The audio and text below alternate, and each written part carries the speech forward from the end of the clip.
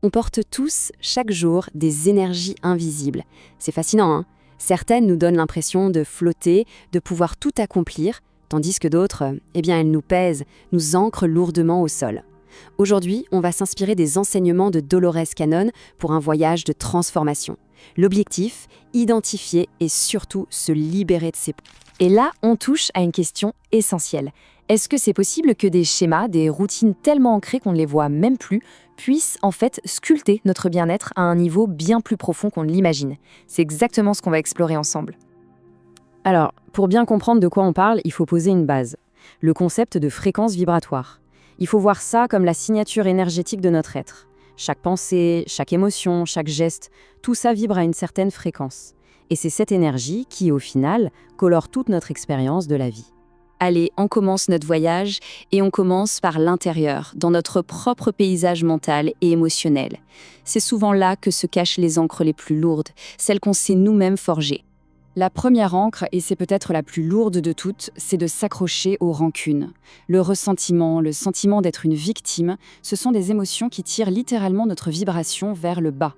Dolores Cannon voyait ça non pas comme de simples fardeaux psychologiques, mais comme de véritables blocages énergétiques. Le pardon, dans cette optique, ce n'est pas un cadeau qu'on fait à l'autre, c'est un cadeau qu'on se fait à soi-même. C'est un acte de libération pure qui permet une véritable expansion. Et cette idée, elle nous amène tout droit à la deuxième ancre, notre attachement aux pensées, aux étiquettes qui nous limitent. Chaque pensée qu'on entretient est une vibration, une forme d'énergie incroyablement puissante qui sculpte notre réalité jour après jour. Pensez-y, si on se répète sans cesse des choses comme « je suis incapable » ou « je ne le mérite pas », on finit par émettre et attirer cette même basse fréquence.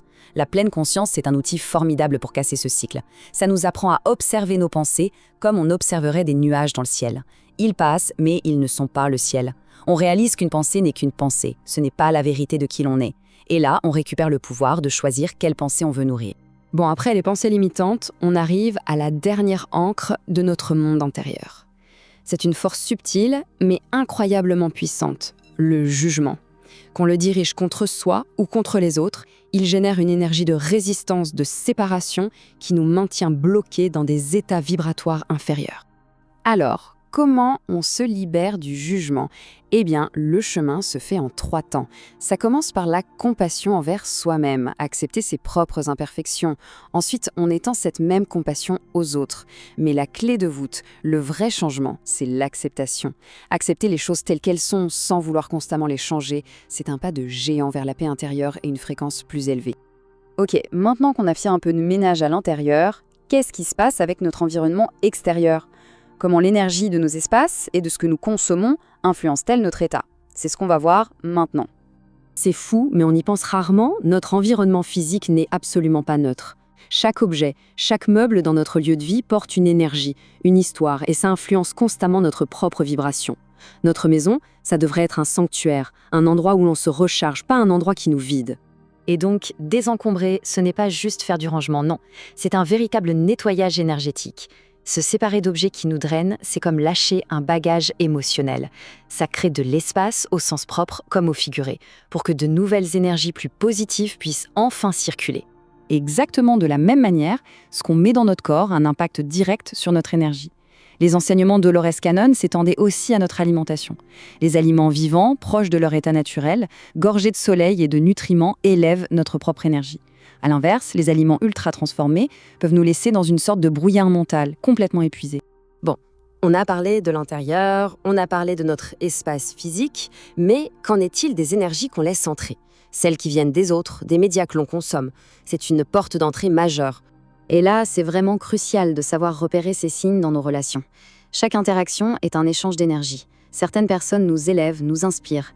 Et puis d'autres, elles peuvent agir comme de véritables ancres, nous tirant vers le bas, loin de notre potentiel.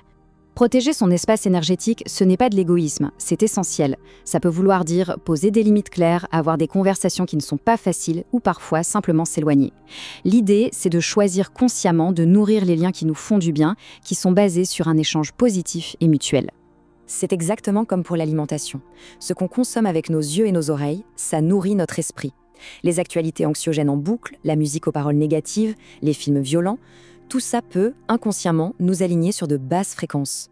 Il est donc super important de devenir conscient de notre régime médiatique et de choisir activement des contenus qui inspirent, qui élèvent, qui nous connectent à la beauté. Voilà, on a fait le tour. Maintenant, mettons tout ça ensemble et regardons la puissance qu'il y a à se libérer de ces 7 ancres. C'est là que la magie opère. Ce qu'il est important de comprendre, c'est que chacune de ces 7 habitudes, ce n'est pas juste un truc à arrêter. Il faut plutôt voir chaque point comme un chemin, une voie d'accès vers une existence plus épanouissante, plus légère et qui vibre beaucoup plus haut. Bien sûr, c'est un cheminement, une découverte de soi continue. Il n'y a pas de ligne d'arrivée. Mais chaque ancre qu'on lâche, c'est un pas de plus vers notre véritable potentiel. C'est un chemin qui crée de l'espace pour plus de joie, plus de paix et un sentiment profond d'être enfin aligné. On arrive à la fin de cette exploration et tout ça nous mène à une dernière réflexion très personnelle. En regardant ces 7 domaines, en ressentant peut-être le poids de l'une ou l'autre de ces ancres, la question qui se pose est simple, par où commencer ? Quelle est la toute première chaîne que l'on s'emprête à être brisée pour entamer ce magnifique voyage vers la légèreté ?